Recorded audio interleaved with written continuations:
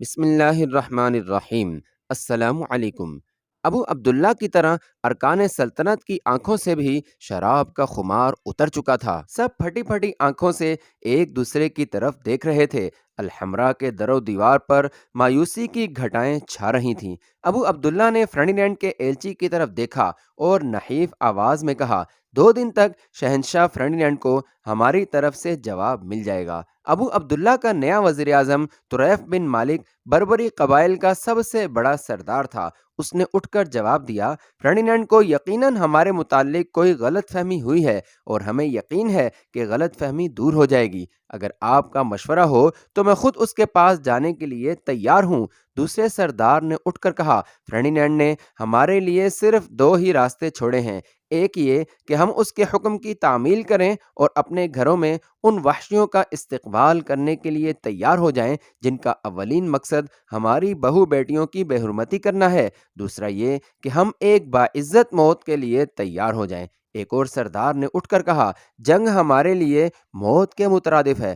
ابو عبداللہ کو اچانک خیال آیا اور اس نے قدرے پر امید ہو کر کہا، طریف، تم ابو داؤد کے پاس جاؤ، اس وقت اس کے سوا ہمیں کوئی صحیح راستہ نہیں بتا سکتا۔ اگر فرڈینینڈ کو ہمارے متعلق کوئی غلط فہمی ہوئی ہے تو وہ یقیناً دور کر سکے گا۔ فرڈینینڈ اسے لوشا کا حاکم بنا چکا ہے، تم فوراً اس کے پاس پہنچ جاؤ۔ تھوڑی دیر بعد طریف لوشا کا رخ کر چکا تھا۔ ابو داؤد نے طریف بن مالک کو دیکھتے ہی پہچان لیا، لیکن طریف کی توقع کے خلاف اس نے کسی گرم جوشی سے خیر مقدم کرنے کے بجائے اسے اپنی کرسی سے اٹھ کر مصافحہ تک بھی نہ کیا، فقط اپنے سامنے خالی کرسی کی طرف اشارہ کر دیا۔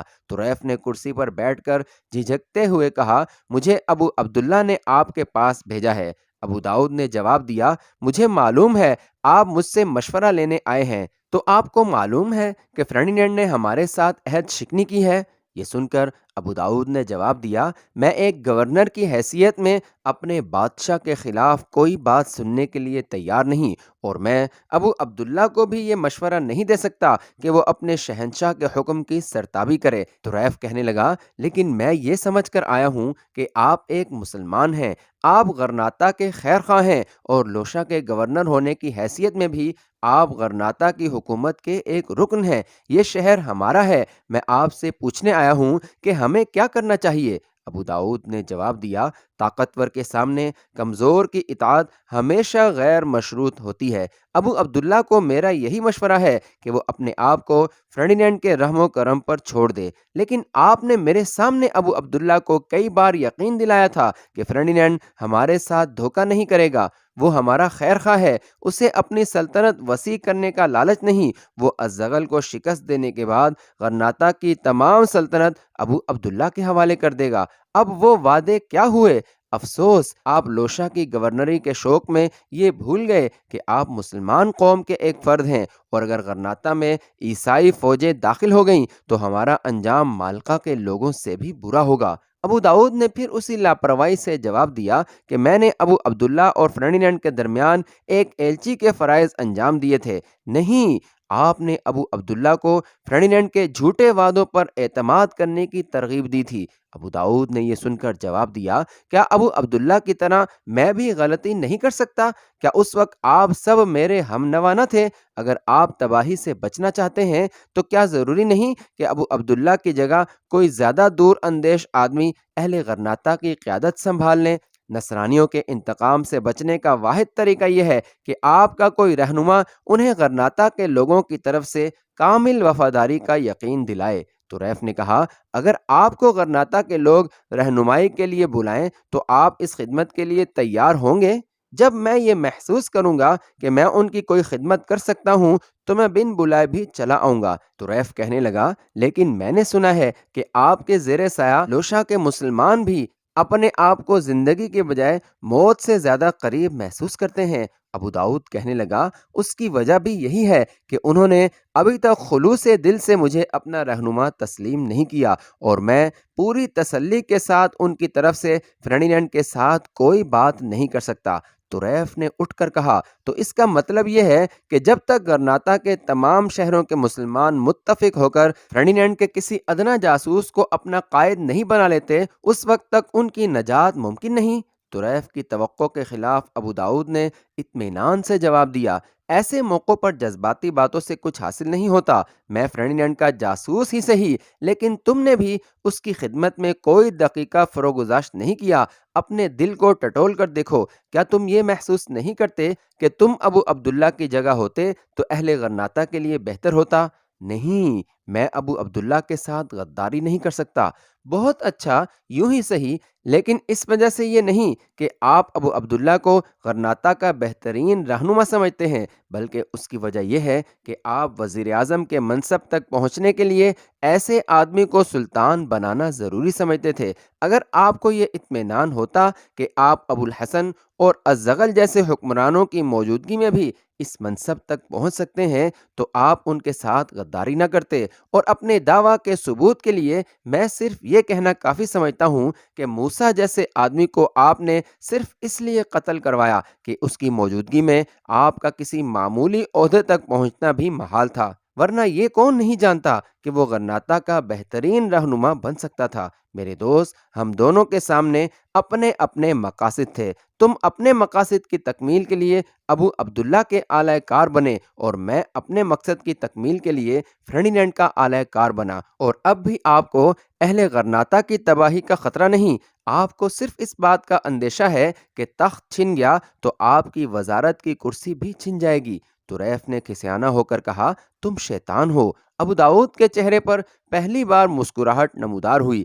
ایک چھوٹا شیطان بڑے شیطان کی عظمت کا اعتراف کر رہا ہے۔ اور پھر اس نے سنجیدہ ہو کر کہا، طریف، تمہیں پریشان ہونے کی ضرورت نہیں، تمہاری منزل مقصود غرناطہ کی وزارت ہے، لیکن اگر تم یہ سمجھتے ہو کہ اس لیے ابو عبداللہ کا بادشاہ رہنا ضروری ہے تو یہ تمہاری غلطی ہے۔ ابھی مجھے یہ معلوم نہیں کہ فرڈینینڈ نے غرناطہ کی مسند کے لیے کس کو منتخب کیا ہے، لیکن وقت آنے پر میں اسے بتا سکوں گا کہ وزارت کے عہدے کے لیے تم سے زیادہ موزوں کوئی نہیں۔ تم ڈوبتی ہوئی کشتی کا سہارا لینے کی بجائے اس ملاح کا سہارا کیوں نہیں لیتے جس کے اشاروں پر ایسی کشتیاں ڈوبتی اور تیرتی رہیں گی؟ تم جانتے ہو کہ اب کسی شخص کے لیے غرناطہ کا بادشاہ یا وزیر بننے کے لیے فرڈینینڈ کی رضامندی کی ضرورت ہے۔ اگر تم چاہو تو وزارت کے لیے اس کی رضامندی حاصل کرنا مشکل نہیں۔ میں یہ سمجھنے سے قاصر ہوں کہ جو شخص موسیٰ کے قتل پر نادم نہیں ہوا وہ ابو عبداللہ جیسے احمق کو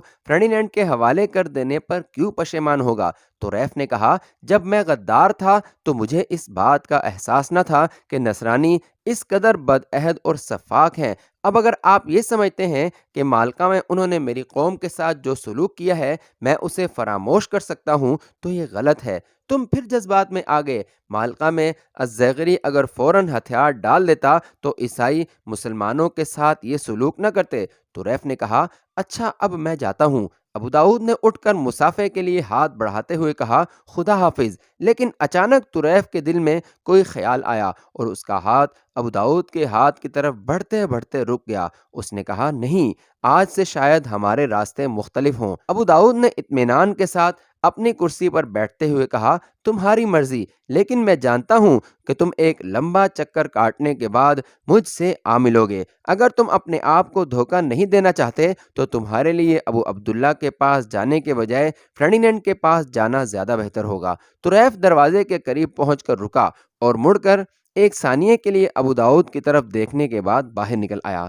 ابو داؤد نے تھوڑی دیر سوچنے کے بعد تالی بجائی۔ ایک نوکر کمرے میں داخل ہوا اور ادب سے سر جھکا کر اس کے حکم کا انتظار کرنے لگا۔ ابو داؤد نے کہا، تم کوتوال کے پاس جاؤ اور اسے کہو کہ مجھے فوراً 4 مستعد، سمجھدار اور دلیر آدمیوں کی ضرورت ہے۔ نوکر چلا گیا اور ابو داؤد قلم اٹھا کر لکھنے میں مصروف ہو گیا۔ تھوڑی دیر بعد 4 نصرانی جو لباس سے فوجی افسر معلوم ہوتے تھے اس کے کمرے میں داخل ہوئے۔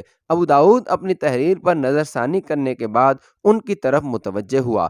غرناطہ کا ایلچی ہمارے مہمان خانے میں ٹھہرا ہوا ہے اور اب کوچ کی تیاری کر رہا ہوگا۔ تم اس کا اس وقت تک پیچھا کرنا جب تک تمہیں یہ معلوم نہ ہو جائے کہ اس کا رخ غرناطہ کی طرف ہے یا مالکا کی طرف۔ اگر وہ مالکا کا رخ کرے تو یہ سمجھ لو کہ ہمارے شہنشاہ کا دوست ہے۔ اس صورت میں تم میں سے صرف ایک آدمی کو شہنشاہ معظم کی خدمت میں میرا مکتوب پہنچانے کے لیے مالکا جانا پڑے گا، اور اگر وہ غرناطہ کا رخ کرے تو یہ سمجھ لینا کہ ہماری سلطنت کے لیے اس کا وجود خطرناک ہے۔ اس صورت میں تمہارا فرض ہوگا کہ تم اپنی جان پر کھیل کر بھی اسے غرناطہ جانے سے روکو۔ اس کے ساتھ صرف 5 آدمی ہیں، تم 2-3 اچھے تیر انداز اپنے ساتھ لے جاؤ۔ میں یہ چاہتا ہوں کہ اس کے ساتھی اس وقت باخبر ہوں جب تیر اس کے سینے میں پیوست ہو چکا ہو۔ اگر کوئی مجبوری نہ ہو تو اس کے باقی ساتھیوں پر حملہ نہ کیا جائے۔ اس کے بعد تم میں سے ایک آدمی مالکہ پہنچ جائے اور شہنشاہ کی خدمت میں میرا خط پیش کرنے کے علاوہ باقی واقعات زبانی عرض کر دے۔ اب جاؤ، اگر طریف روانہ ہو چکا ہے تو بھی وہ زیادہ دور نہیں گیا ہوگا۔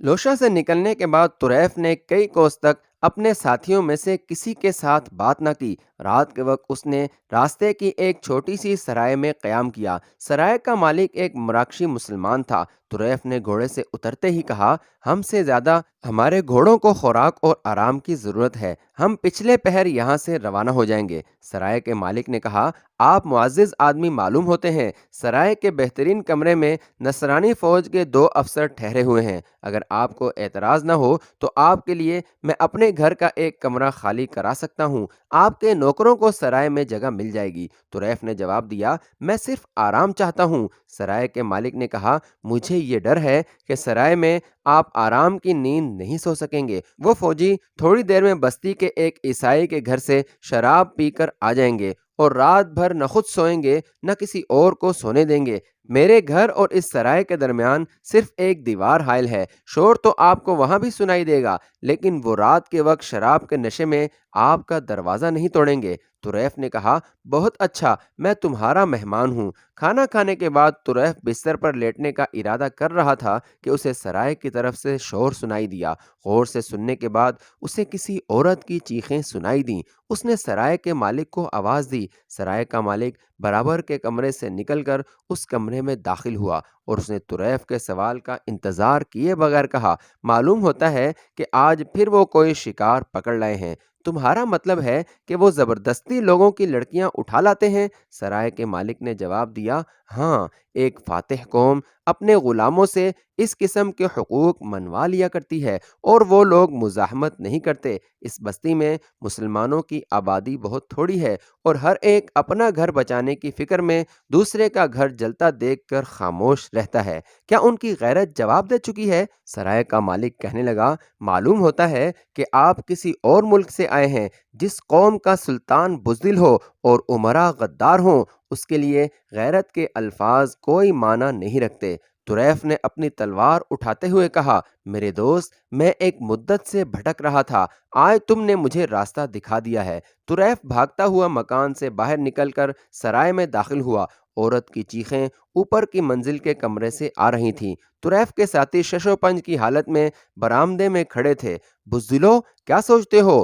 طریف یہ کہہ کر بھاگتا ہوا سیڑھیوں پر چڑھا۔ گیلری کے آخری سرے پر کمرے کا دروازہ تھا، لیکن ایک دریچہ کھلا ہوا تھا جس سے روشنی باہر آ رہی تھی۔ مجھ پر رحم کرو، مجھے چھوڑ دو، مجھے جانے دو۔ طریف نے کھڑکی سے جھانک کر دیکھا اور وہ ایک دلخراش منظر کی تاب نہ لا سکا۔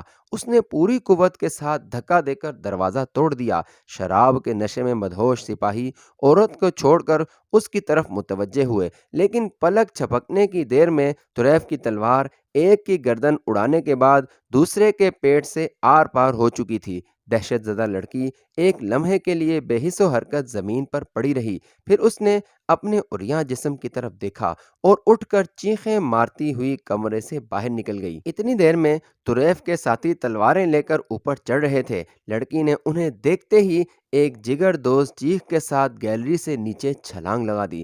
طریف بھاگتا ہوا نیچے اترا۔ سرائے کا مالک نیچے کھڑا تھا۔ طریف نے قبا اتار کر لڑکی کے عریاں جسم پر ڈال دی۔ سرائے کے مالک نے جھک کر اس کی نبض پر ہاتھ رکھتے ہوئے کہا، یہ زندگی کی قید سے آزاد ہو چکی ہے۔ طریف نے اپنے ساتھیوں سے کہا، گھوڑوں پر زینے ڈالو، ہم ابھی کوچ کریں گے، اور پھر وہ سرائے کے مالک کی طرف متوجہ ہوا۔ اگر تم میں سے کوئی پوچھے کہ ان بدماشوں کا قاتل کون تھا تو کہہ دینا کہ غرناطہ کے غدار وزیر کو اپنی قوم کی ایک لڑکی کی مظلومیت نے پھر ایک بار مسلمان بنا دیا تھا۔ تھوڑی دیر بعد جب یہ لوگ باہر نکل رہے تھے، 8 سوار سرائے کے سامنے رکے۔ ان میں سے ایک نے گھوڑا آگے بڑھا کر غور سے طریف کی طرف دیکھا اور کہا، اس وقت آپ کہاں جا رہے ہیں؟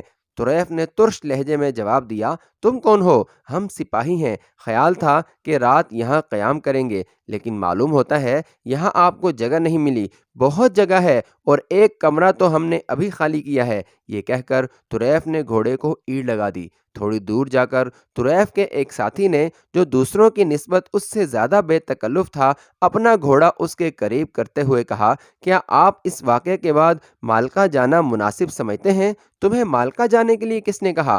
آپ نے کہا تھا کہ شاید ہمیں مالکہ جانا پڑے۔ نہیں، ہم گرناطہ جا رہے ہیں۔ تھوڑی دیر بعد طریف نے اپنے ساتھی سے کہا، حسن، تم نے اکثر یہ سوچا ہوگا کہ میں غرناطہ کا سب سے بڑا غدار ہوں۔ حسن نے پریشان ہو کر کہا، آپ میرے آقا ہیں۔ نہیں حسن، میں جانتا ہوں تمہاری مجبوریاں تمہیں اجازت نہیں دیتی تھیں، تم زندگی کی تلخ راہوں میں بھی میرا ساتھ دینے پر مجبور تھے، لیکن فرض کرو میں آج سے صحیح راستہ اختیار کرتا ہوں تو تم اپنے لیے کیا فرق محسوس کرو گے؟ حسن نے جھجکتے ہوئے جواب دیا، میرے آقا، ضمیر کے بوجھ تلے دب کر اور اس کے بوجھ سے آزاد ہو کر چلنے میں بڑا فرق ہوتا ہے۔ طریف نے کہا، حسن، نصرانی ہمارے بدترین دشمن ہیں۔ میرے آقا، اگر گستاخی نہ ہو تو میں یہ کہوں گا ہم نے خود اپنے ساتھ دشمنی کی ہے۔ ایک شخص کو اپنا قاتل تسلیم کر لینے کے بعد اس سے یہ مطالبہ نہیں کیا جا سکتا کہ تم مجھے اس طریقے سے قتل نہ کرو، اور ہماری حالت تو یہ ہے کہ ہم اپنے ہاتھ پاؤں باندھ کر دشمن کے سامنے کھڑے ہوئے ہیں اور ہم نے اپنا خنجر بھی اس کے ہاتھ میں دے دیا ہے۔ اب یہ اس کی مرضی ہے کہ وہ ہمیں آہستہ آہستہ ذبح کرتا ہے یا ہماری شہرگ فوراً کاٹ دیتا ہے۔ طریف نے جوش میں آ کر کہا، نہیں، ہمارے خنجر ابھی تک ہمارے ہاتھوں میں ہیں، ہم لڑیں گے۔ اگر عزت کی زندگی نہیں تو عزت کی موت کا راستہ ہمارے لیے بند نہیں ہوا۔ خدا آپ کو ہمت دے، لیکن مجھے ڈر ہے کہ ابو عبداللہ آپ کا ساتھ نہیں دے گا، وہ ہمارا ساتھ دینے پر مجبور ہے۔ تھوڑی دیر بعد حسن نے چونک کر کہا، ہمارے پیچھے کوئی آ رہا ہے۔ طریف کے اشارے پر اس کے ساتھیوں نے گھوڑے روک لیے۔ پیچھے کچھ فاصلے پر سرپٹ گھوڑوں کی ٹاپ سنائی دے رہی تھی۔ حسن نے کہا، یہ وہی سپاہی ہوں گے جو ہمیں سرائے کے دروازے پر ملے تھے۔ سرائے کے مالک نے اپنی جان بچانے کے لیے انہیں بتا دیا ہوگا کہ نصرانی فوج کے 2 افسروں کا قاتل کون ہے، اور آپ نے بھی سرائے کے مالک سے اپنا راز پوشیدہ نہیں رکھا۔ وہ یقیناً تعاقب میں آ رہے ہیں۔ طریف نے کہا، یہ دیر سے ہمارا پیچھا کر رہے ہیں۔ لوشا سے نکلتے ہی ہم نے انہیں دیکھا تھا، راستے میں بھی میں نے انہیں 2-3 بار دیکھا ہے۔ تم سب ایک طرف ہٹ کر درختوں کی آڑ میں کھڑے ہو جاؤ۔ طریف کی قیادت میں اس کے ساتھی راستہ چھوڑ کر گھنے درختوں کی آڑ میں کھڑے ہو گئے۔ سوار گزر گئے اور طریف اور اس کے ساتھی درختوں کی آڑ سے نکل کر گھوڑوں پر سوار ہو گئے۔ پچھلے پہر چاند کی دھندلی روشنی میں یہ لوگ کشادہ سڑک چھوڑ کر ایک پگڈنڈی پر سے گزر رہے تھے۔ طریف اپنے گھوڑے پر سر جھکائے بیٹھا تھا۔ جو منزل مقصود قریب آ رہی تھی اس کا ذہنی اضطراب بڑھ رہا تھا۔ وہ اس منزل سے گزر چکا تھا جب ایک انسان یہ سوچتا ہے کہ اب مجھے کیا کرنا چاہیے۔ جب ابو داؤد سے ملاقات کے بعد وہ لوشا سے نکلا تھا تو اس کے پاؤں ڈگمگا رہے تھے۔ وہ کبھی سوچتا کہ میں غرناطہ جاؤں گا اور ابو عبداللہ سے کہوں گا کہ ہم نے اپنے آپ کو دھوکہ دیا ہے، اب ہمارے لیے جنگ کے سوا کوئی راستہ نہیں۔ وہ سیلاب جس کے بند ہم نے توڑے تھے اب ہمارے گھروں کا رخ کر رہا ہے۔ جب فرڈیننڈ کی افواج غرناطہ میں داخل ہو جائیں گی تو نہ تم بادشاہ رہو گے نہ میں وزیر رہوں گا۔ وہ شاید ہمیں عام انسانوں کی طرح زندہ رہنے کا حق بھی نہ دے، لیکن کیا ہم اس قابل ہیں کہ ہم دشمن سے لڑ سکیں؟